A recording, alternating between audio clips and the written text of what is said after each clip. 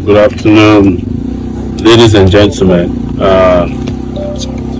We have just met with Billon, who has been in Kuje prison. Well, they said we should call it correctional center whenever we talk to the public. And it's unbelievable how much of a high spirit this guy is. Very true. In fact, we were feeling bad that he was better than us, because we went there feeling bad for him, only to find this guy like it's high spirit. We were expecting to like find him crestfallen, and he says we should appreciate everyone out there who is concerned about his well-being, who has shown support, understanding, and people have been sending him prayers. Some have even sent him flowers. And he enjoys the highest form of respect within the population in prison. And he said to us that he has used his opportunity to rest, because he hasn't rested in a long time. And he also made it clear that we should let the public know that he's not begging anyone. In fact, he said his level of preparedness is that whenever it happens. You know, that he's not in a hurry, he's not worried, he's not concerned, and that he understood very well that this was well planned in advance. The moment he was arrested, and the entire process, the process that was unduly used against him. This is what I refer to as the weaponization of the law. In fact, it is called lawfare, you know, as opposed to warfare that has been deployed against him. So, and that's we had a very great time discussing with him. And these are lawyers, A.K. Musa, Barrister Waynes, and Chika Nago. These are lawyers that accompany us, and standing on top, who himself was recently, shown Pepe in Enugu, is also here with us. And it's become a large community of persecuted people, so who are also ensuring that nobody is persecuted or harassed or oppressed in our lifetime. And Jane, thank you all so much for coming, and the media people who are behind the cameras here. So that's what we have to tell you. But we also found out that there are some political undertones involved as well. Apparently he made a video saying he will never join City Boys. The guys who are supporting Tinubu, they call City Boys, who are people that now village people, they pursue them, go join City Boys. So they said that because of that, they gave him the impression that, yes, you think you are wise. So there's also a political undertone now, we found out. But all of it will be resolved in the interest of justice as soon as possible. Because this one, people will look at it and say, assuming they didn't touch them now, they will not use bulletproof to do protest. So that's my position. I support them. In fact, I share their flyer this morning on my Facebook page that people should join. I will send people to join them. Some of our colleagues went to join them, yes. So you are saying if not that you are here, you could have joined them? No, I wasn't going to join them because I was not invited to join them. You're also in opposition, and this is the fight between... I'm not in opposition for opposition's sake. I'm opposed to everything that is wrong with Nigeria, including what the opposition people were doing when they were not in opposition. Yes. So mine is a principled opposition. Their own is opposition for election and convenience. The moment the election is over now, Atiku will go back to Dubai, which is where he stays permanently, and you will see them again. But I protest every day, even on their behalf. That's how I'm wired. Okay, so I'd like you to react to something that happened yesterday. What was that? There was a thunderstorm or wind, a climate storm, and it destroyed over 5 billion naira project that was, is it 5 or 20 billion? 30 billion. That was inaugurated by the FCT minister. It was supposed to be the FCT Abuja bus terminal. But that project has been commissioned, but it's not in use. And now it has collapsed. Just 10 months. Yeah, he has collapsed in 10 months. So those of you who are saying that Wike is Mr. Magic, he has done the magic again. 30 billion naira, just like that.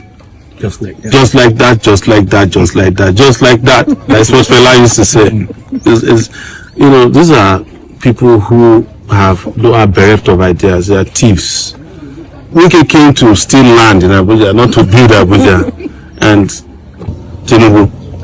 And he has just called for the arrest of the owner of a land where they were building an edifice and it collapsed. That he's going to also be prosecuted. So is it the owner of the land that put bomb underneath it or used juju? Wike is confused, you know, and this is the outcome of too much consumption of alcohol. How do you arrest the owner of the land? How is the owner of the land responsible for the collapse of it? I don't understand. He's the one that should have been arrested for the collapse of the building. And I hope nobody died there, because if anybody died there, he's also liable for their deaths. He should be under arrest as we speak. I would have expected that he would be coming to this prison by now. Yes. So are you aware of the newly signed 3 trillion naira pumped into electricity to improve the power sector? That's election money. They're not pumping any money into any electricity. When the regime started, we told you that it's an incompetent regime with the competent ministers, and I don't know what has happened to electricity, but I'm aware that there's no electricity in the country virtually anymore. So he probably did that with the intention of provoking the infusion of 3 trillion that will go to their people and ultimately what they want to use to bribe voters for the election. This is national theft, you know, it's a haste of national resources. It's terrible, you know, and the earlier Nigerians rise up against, I keep saying it, the earlier you rise up against these guys, the better for all of us and all of you. I'm serious. So as we speak now, the appeal court has just restated Gavan as the SDP chairman. I don't know if you're aware of it. Can you say something about that? I'm not an SDP. Because SDP is also an opposition party, and it seems that they're also being stabilized just like ADC. That's strange to you that at the end of the day, the only party that might remain is the ANC. And it is because we fought our battles very early. And I'm not in any way telling you that they won't come after also, because I'm sure they have a plan also for ANC. But when they come, you know, we are battle tanks. We're always ready. When they come, we'll fight them like we've never ever fought before. So, but we have been telling you that they will destabilize us because they want a one-party state. And the only party that you can trust is ANC. Okay. That's the only trustworthy party today that can take you to the promised land. African Action Congress. Register now before it is too late. Join the party and go through the classes. You can't just join the party and pick up nominations. We don't sell nominations. You have to go through classes. You have to shed your old ways, shed your skin, you know, and understand that it's an ideological party that has a socialist policy. Yes, so we just concluded. Okay. Yeah, we just concluded the prison visitation. We're part of the members of the legal team trying to ensure that justice is done in this case. We're working in concert with Ezika SAN and Mr. Barrister Chikwelwe and other interested lawyers who are doing everything within their powers to ensure that justice is done in this case.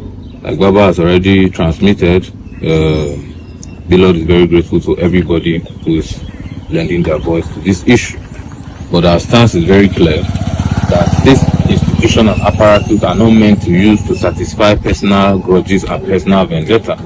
And if anybody is excited and jubilating over the incarceration of any Nigerian using the institutions that are meant to protect the life and the citizens of the Nigerian people, that goes to show that you are celebrating the corruption in the system, and there's no other way to color it or paint it.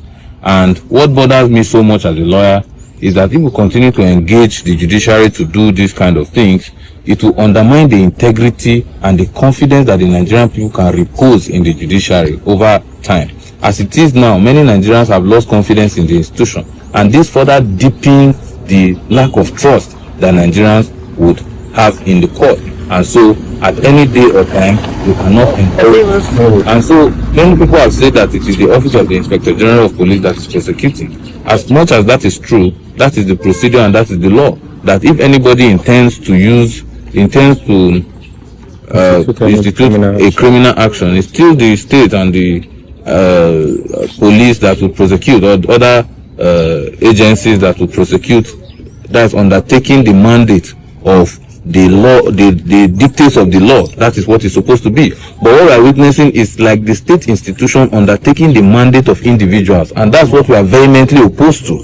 That the IGP is not in position to undertake the mandate of anybody, and the fact that the complainant and some other persons are jubilating over the incarceration of Mr. Billon is suggestive of the fact that the IGP has lended its office to them to use to incarcerate, to oppress Mr. Billon, and that is what we are against. No argument can justify this action, because even the people that we have been fighting for, it was still the same offices that prosecuted them, and we stood against the use of the office of the police and other agencies to prosecute personal vendetta. What has changed in this case? No amount of coloration can change the fact that what we have continuously fought for is still what we are fighting for. So this is not about Billon or Very Dark Man or anybody. It's about the ideals that we hold. And if our ideals and ideas can change as the wind blows or throws